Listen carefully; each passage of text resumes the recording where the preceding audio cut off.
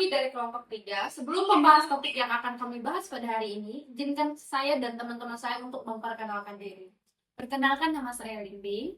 Kenalkan, nama saya Kevin Franciscus Sinambela. Perkenalkan, nama saya Samuel.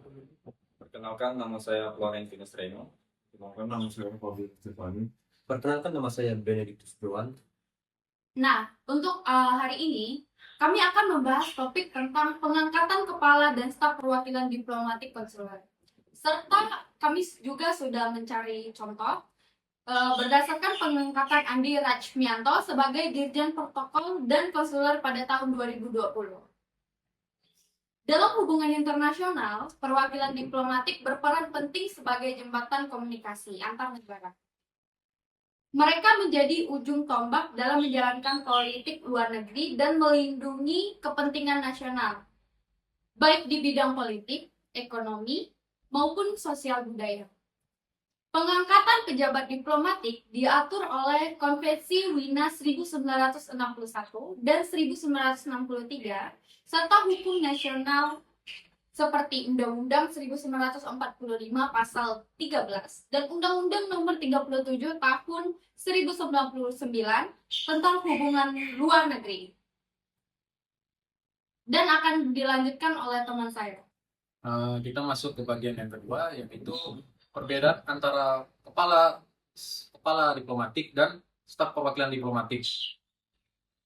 Kepala perwakilan diplomatik bisa disebut duta besar yang luar biasa dan memiliki berkuasa penuh. Ia memimpin seluruh misi diplomatik, mewakili negara di luar negeri, dan wajib mendapatkan engagement atau persetujuan dari negara penerima sebelum diangkat.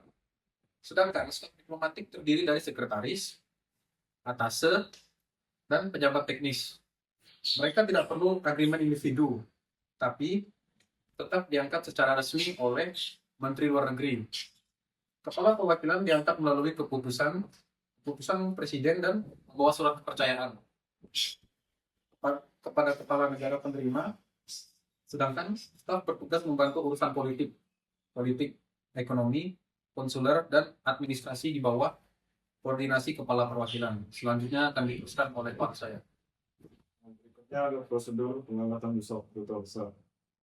Proses pengangkatan kepala perwakilan diplomatik dimulai dari pencalonan dan persetujuan internal yang dilakukan oleh pemerintah. Setelah itu dilakukan permintaan negara penerima sebagaimana diatur pasal 4 Konvensi Wina tahun 1961. Jika negara penerima menyetujui, maka kepala negara mengeluarkan surat keputusan pengangkatan dan menandatanganinya sebagai letter of credence atau surat kepercayaan. Setelah tiba di negara tujuan, duta besar menyerahkan surat tersebut kepada kepala negara penerima dan mulai resmi bertugas. Selanjutnya akan dilanjutkan oleh rekan saya. Berikutnya masuk ke prosedur pengangkatan staf diplomatik. Berbeda dengan duta besar, pengangkatan staf diplomatik dilakukan melalui Kementerian Luar Negeri. Tahapannya meliputi penetapan, kebutuhan staf, seleksi calon, dan penerbitan surat keputusan Menteri Luar Negeri. Setelah itu, nama staf dikirim ke negara penerima melalui nota diplomatik, dan mereka akan memperoleh kartu identitas diplomatik. Dan setelah registrasi, staf diplomatik bertugas membantu duta besar dalam berbagai urusan resmi, serta menjalankan kegiatan teknis dan pelayanan terhadap WNI di luar negeri. Masa tugas mereka biasanya berlangsung antara 3 hingga 4 tahun. Selanjutnya akan dibacakan oleh saya. Baik, selanjutnya akan kami menyampaikan studi kasus berdasarkan yang kami ambil. Salah satu contoh kasus itu kasus Andi Rachmianto tahun 2020. Sebagai contoh nyata, pada tanggal 19 Juni tahun 2020, Menteri Luar Negeri Retno Marsudi melantik Andi Rachmianto sebagai Direktur Jenderal Protokol dan Konsuler sekaligus Kepala Protokol Negara. Beliau sebelumnya menjabat sebagai Duta Besar RI untuk Yordania dan Palestina. Pengangkatan ini dilakukan berdasarkan keputusan presiden. Sebagai bagian dari rotasi diplomatik untuk memperkuat tata protokol kenegaraan dan perlindungan warga negara Indonesia di luar negeri, hasilnya di masa kepemimpinannya pelayanan konsuler Indonesia menjadi lebih cepat dan profesional, termasuk dalam penanganan warga negara Indonesia selama pandemi COVID-19.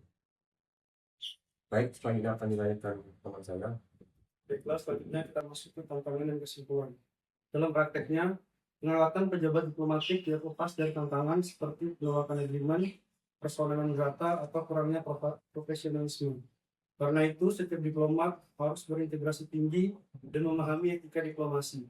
Dari kasus tadi, yaitu Andi Ratmayanto, kita belajar bahwa pengangkatan pejabat diplomatik bukan hanya urusan administrasi, tetapi juga langkah strategis untuk menjaga citra, kehormatan, dan kepentingan bangsa di kancah internasional.